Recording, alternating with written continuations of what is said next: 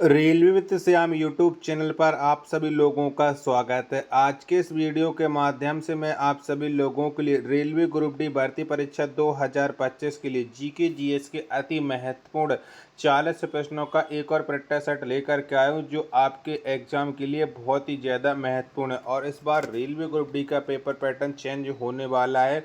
इस बार जीके और साइंस में आपको बड़ा परिवर्तन देखने को मिलने वाला है। आज के प्रैक्टिस सेट में जैसे प्रश्न मैं आपको करा रहा हूँ, ऐसे प्रश्न आपको डिटो एग्जाम में देखने को मिलने वाले हैं। तो आज की इस वीडियो को आपको शुरू से लेकर के एंड तक का फुल वॉच करते रहना। आज की वीडियो पसंद आए तो प्लीज़ वीडियो को लाइक और चैनल को आप लोग सब्सक्राइब करना बिल्कुल है ना भूलें।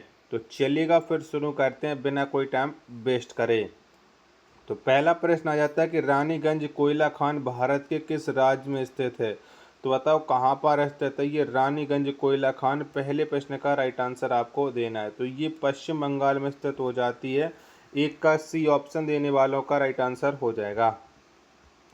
अगला प्रश्न है आपके सामने प्रश्न संख्या 2 है कि भक्ति आंदोलन के जन्मदाता किसे माना जाता है। तो बताओ कौन माने जाते हैं भक्ति आंदोलन के जन्मदाता। प्रश्न संख्या 2 का राइट आंसर क्या हो जाएगा। तो रामानुजाचार्य ये भक्ति आंदोलन के जन्मदाता माने जाते हैं। 2 का डी ऑप्शन देने वालों का करेक्ट आंसर हो जाएगा। प्रश्न संख्या 3 आ जाता है आपके सामने कि भारत का राष्ट्रीय गान है। तो बताओ इनमें से कौन सा है भारत का राष्ट्रीय गान। प्रश्न संख्या 3 का राइट आंसर क्या हो जाएगा। तो आप लोग जानते हो कि तो प्रश्न कोई सी गलत नहीं हो सकता। जन गण मन ये भारत का राष्ट्रीय गान है। प्रश्न संख्या 3 का सी ऑप्शन देने वालों का राइट आंसर हो जाएगा। अगला प्रश्न है प्रश्न संख्या 4 है कि शिवाजी को राजा की उपाधि किसने प्रदान की थी। तो बताओ किसके द्वारा ये शिवाजी को राजा की उपाधि मिली थी। प्रश्न संख्या 4 का राइट आंसर क्या हो जाएगा। तो औरंगजेब ने शिवाजी को राजा की उपाधि प्रदान की थी। 4 का डी ऑप्शन देने वालों का करेक्ट आंसर हो जाएगा। प्रश्न संख्या 5 है आपके सामने कि चुनाव याचिका पर निर्णय लेने का अधिकार किसे प्राप्त है। तो बताओ अधिकार किसको प्राप्त है चुनाव याचिका पर निर्णय लेने का। 5 नंबर प्रश्न का राइट आंसर क्या हो जाएगा। तो ये उच्च न्यायालय को अधिकार है। 5 का ए ऑप्शन देने वालों का राइट आंसर हो जाएगा। प्रश्न संख्या 6 आपके सामने की यूएनओ की महासभा के प्रथम महिला अध्यक्ष कौन थी। तो बताओ इनमें से कौन हो जाएंगी। 6 का आंसर आपको देना है। तो यूएनओ की महासभा के जो प्रथम महिला अध्यक्ष थी इनका नाम था श्रीमती विजया लक्ष्मी पंडित। यानी 6 का ए ऑप्शन देने वालों का राइट आंसर हो जाएगा। नेक्स्ट प्रश्न प्रश्न संख्या 7 है आपके सामने की आनंद डेयरी फार्म किस राज्य में स्थित है। तो बताओ इनमें से कौन से राज्य में ये आनंद डेयरी फार्म स्थित हो जाती है। 7 का आंसर आपको देना है। तो ये गुजरात राज्य में स्थित हो जाती है। 7 का सी ऑप्शन देने वालों का करेक्ट आंसर हो जाएगा। अगला प्रश्न है प्रश्न संख्या 8 है कि दक्षिण अफ्रीका की मुद्रा है। तो बताओ इनमें से कौन सी है दक्षिण अफ्रीका की मुद्रा। 8 का आपको आंसर देना है कि 8 का राइट आंसर क्या हो जाएगा। तो दक्षिण अफ्रीका देश की जो मुद्रा है इसका नाम रैंड हो जाता है। यानी 8 का ए ऑप्शन देने वालों का करेक्ट आंसर हो जाएगा। प्रश्न संख्या 9 है आपके सामने ज्ञानपीठ पुरस्कार जीतने वाली प्रथम महिला कौन है। तो बताओ इनमें से कौन है जिन्होंने ज्ञानपीठ पुरस्कार जीता है। और सबसे पहले 9 नंबर प्रश्न का राइट आंसर क्या हो जाएगा। तो इन महिलाओं का नाम हो जाता है आशा पूर्णा देवी, जिन्होंने ज्ञानपीठ पुरस्कार जीता है। 9 का सी ऑप्शन देने वालों का राइट आंसर हो जाएगा। प्रश्न संख्या 10 है आपके सामने ख्वाजा मुइनुद्दीन चिश्ती की दरगाह कहाँ पर स्थित है। तो बताओ कौन से स्थान पर इनकी दरगाह है ख्वाजा मुइनुद्दीन चिश्ती। 10 का राइट आंसर क्या हो जाएगा। तो इनकी जो दरगाह है वो अजमेर शरीफ में स्थित हो जाती है। 10 का डी ऑप्शन देने वालों का राइट आंसर हो जाएगा। अगला प्रश्न प्रश्न संख्या 11 आ जाता है आपके सामने कि अल्पांश पर्वत कहाँ पर स्थित है। तो बताओ कौन सी जगह पर ये अल्पांश पर्वत है। 11 का आंसर आपको देना है। 11 का राइट आंसर क्या हो जाएगा। तो ये यूरोप में स्थित है अल्पांश पर्वत है। 11 का सी ऑप्शन देने वालों का राइट आंसर हो जाएगा। प्रश्न संख्या 12 है आपके सामने कि अल्पांश पर्वत किस प्रकार का पर्वत है। तो बताओ ये कैसा पर्वत है अल्पांश पर्वत है। 12 का आंसर आपको देना है। 12 के चारों ऑप्शन आपके स्क्रीन पर शो हो रहे हैं। तो यह एक बलित पर्वत हो जाता है। 12 का सी ऑप्शन देने वालों का राइट आंसर हो जाएगा। प्रश्न संख्या 13 है आपके सामने किस संविधान संशोधन के द्वारा मतदाता की आयु सीमा को 21 वर्ष से घटा करके 18 वर्ष कर दिया गया। तो ये कौन संविधान संशोधन के द्वारा हुई थी? 13 का आंसर आपको बताना है। वीडियो पसंद आ रही होगी तो प्लीज़ आप लोग इस वीडियो को लाइक है और चैनल को आप लोग सब्सक्राइब करना बिल्कुल ना भूलें, और कमेंट बॉक्स में आप अपना स्कोर भी शेयर करते चलिएगा कि अभी तक आप लोगों ने कितने प्रश्न हैं वो सही कर रखे हैं। तो बताओ प्रश्न संख्या 13 का राइट आंसर क्या हो जाएगा? कौन सा संविधान संशोधन था? तो ये था 61वां संविधान संशोधन। 13 नंबर प्रश्न का डी ऑप्शन देने वालों का राइट आंसर हो जाएगा।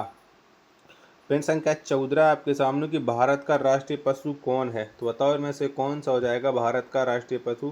प्रश्न संख्या 14 का राइट आंसर आपको देना है। तो बाघ हो जाता है महाराष्ट्र का राष्ट्रीय पशु। 14 का बी ऑप्शन देने वालों का करेक्ट आंसर हो जाएगा। प्रश्न संख्या 15 है आपके सामने कि हिरोशिमा पर गिराए गए बम का नाम क्या था? तो बताओ कौन से बम है जो हिरोशिमा पर गिराया गया था? प्रश्न संख्या 15 का राइट आंसर क्या हो जाएगा? 15 के चारों ऑप्शन आपके स्क्रीन पर शो हो रहा है। तो हिरोशिमा पर जो बम गिराया गया था उस बम का नाम था लिटिल बॉय। क्या लिटिल बॉय था? यानी 15 का डी ऑप्शन देने वालों का राइट आंसर हो जाएगा। प्रश्न संख्या 16 आ जाता है आपके सामने कि भारतीय स्थल सेना के उत्तरी कमांड का मुख्यालय कहाँ पर स्थित है? तो बताओ उत्तरी कमांड का मुख्यालय ये कहाँ पर है? प्रश्न संख्या 16 नंबर का राइट आंसर क्या हो जाएगा? 16 के चारों ऑप्शन आपके स्क्रीन पर शो रहा है। तो ये जो मुख्यालय स्थित हो जाता है वो स्थित हो जाता है उधमपुर में। 16 का ए ऑप्शन देने वालों का राइट आंसर हो जाएगा। अगला प्रश्न आ जाता है प्रश्न संख्या 17 के थियोसॉफिकल सोसाइटी का अंतर्राष्ट्रीय मुख्यालय कहाँ पर स्थित है? तो बताओ कहाँ पर है थियोसॉफिकल सोसाइटी का अंतर्राष्ट्रीय मुख्यालय? 17 का राइट आंसर क्या हो जाएगा? तो ये स्थित है अडयार में। कहाँ पर? अडयार में। 17 का सी ऑप्शन देने वालों का राइट आंसर हो जाएगा। नेक्स्ट प्रश्न संख्या 18 आ जाता है कि अंग्रेजों का प्रथम संघर्ष किस मुगल शासक के साथ हुआ था? तो बताओ किसके साथ हुआ था अंग्रेजों का प्रथम संघर्ष? 18 का राइट आंसर क्या हो जाएगा? तो ये हुआ था इनका औरंगजेब के साथ। 18 का डी ऑप्शन देने वालों का राइट आंसर हो जाएगा। प्रश्न संख्या 19 है आपके सामने कि विलायत खां का संबंध किस वाद्य यंत्र से है? तो बताओ इनमें से कौन से वाद्य यंत्र से ये विलायत खां संबंध रखते हैं? 19 का राइट आंसर क्या हो जाएगा? तो विलायत खां इनका संबंध है वो सितार से हो जाता है। 19 का सी ऑप्शन देने वालों का राइट आंसर हो जाएगा।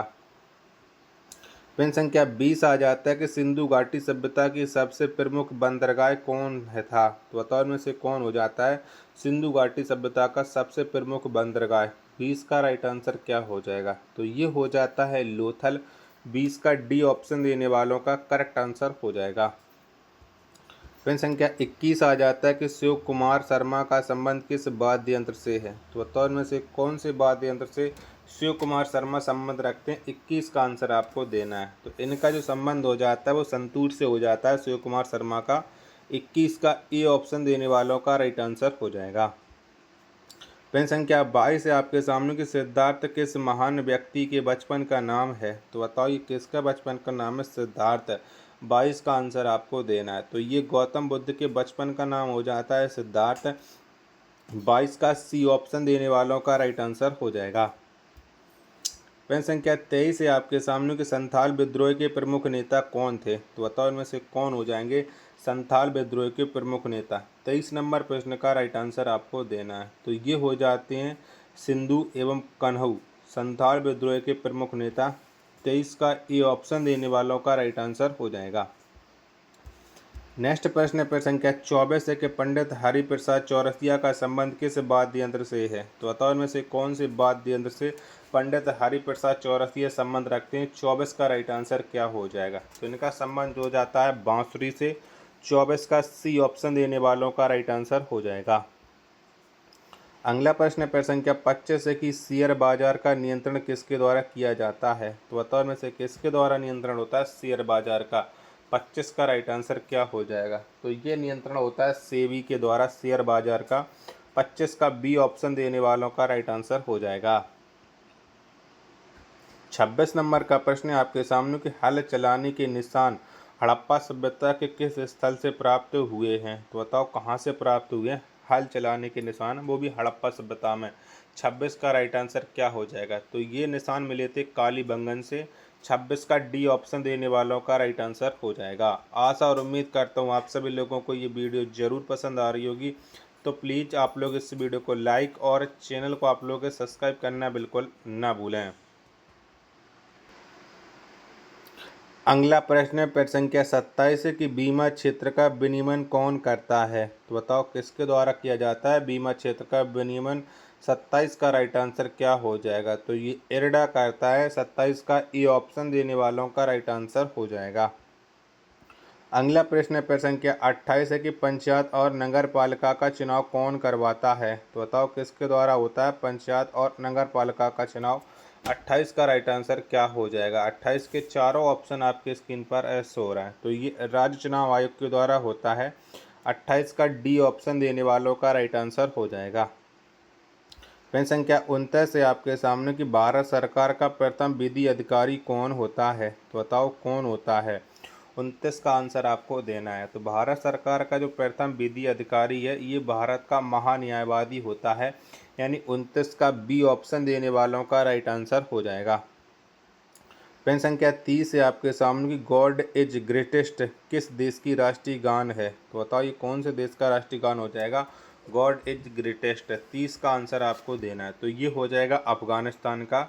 30 का ए ऑप्शन देने वालों का करेक्ट आंसर हो जाएगा। 31 नंबर का प्रश्न है आपके सामने कि एड्स का नामकरण कब हुआ। तो बताओ कब हुआ था एड्स का नामकरण। 31 का आंसर आपको देना है। तो इसका नामकरण 1982 में हुआ था। 31 का सी ऑप्शन देने वालों का राइट आंसर हो जाएगा। अगला प्रश्न प्रश्न संख्या 32 आ जाता है डेंगू ज्वार किसके कारण से होता है। तो बताओ किसके वजह से डेंगू ज्वार होता है। 32 नंबर प्रश्न का राइट आंसर आपको देना है। 32 के चारों ऑप्शन आपके स्क्रीन पर शो हो रहे हैं। तो डेंगू ज्वार का जो नामकरण है ये वायरस से होता है। किससे वायरस से होता है। 32 का बी ऑप्शन देने वालों का राइट आंसर हो जाएगा। प्रश्न संख्या 33 है आपके सामने कि आहार नाल में स्टार्च के पाचन में अंतिम उत्पाद है। तो बताओ कौन सा है। 33 का आंसर आपको देना है। तो आहार नाल में स्टार्च के पाचन में जो अंतिम उत्पाद है ये माल्टोस हो जाता है। 33 का ई ऑप्शन देने वालों का राइट आंसर हो जाएगा। प्रश्न संख्या 34 है आपके सामने कि मृत्युदंड पाए अपराधी को क्षमादान करने की शक्ति किसको प्राप्त है। तो बताओ ये शक्ति किसको प्राप्त है। 34 का राइट आंसर क्या हो जाएगा। मृत्युदंड पाए अपराधी को क्षमादान करने की जो शक्ति प्राप्त है वो सिर्फ और सिर्फ शक्ति हो जाती है राष्ट्रपति को। 34 का डी ऑप्शन देने वालों का राइट आंसर हो जाएगा। 35 नंबर का प्रश्न आ जाता है कि निम्नलिखित में से कौन एक सरोद बाधक है। तो बताओ इनमें से कौन है। 35 का आंसर आपको बताना है। तो इनमें से जो सरोद बाधक हो जाते हैं वो अमजद अली खां हो जाते हैं। 35 का ई ऑप्शन देने वालों का राइट आंसर हो जाएगा। प्रश्न संख्या 36 है आपके सामने कि सरकारी नौकरियों में आरक्षण किस अनुच्छेद के आधार पर प्रदान किया जाता है। तो बताओ कौन से अनुच्छेद के आधार पर सरकारी नौकरियों में आरक्षण मिलता है। 36 का आंसर क्या हो जाएगा। तो ये अनुच्छेद 16 के 4 के तहत प्रदान किया जाता है। 36 का डी ऑप्शन देने वालों का राइट आंसर हो जाएगा। प्रश्न संख्या 37 है आपके सामने कि भारत के राष्ट्रपति का अधिकार किसके समतुल्य है। तो बताओ किसके समतुल्य है। 37 का राइट आंसर क्या हो जाएगा।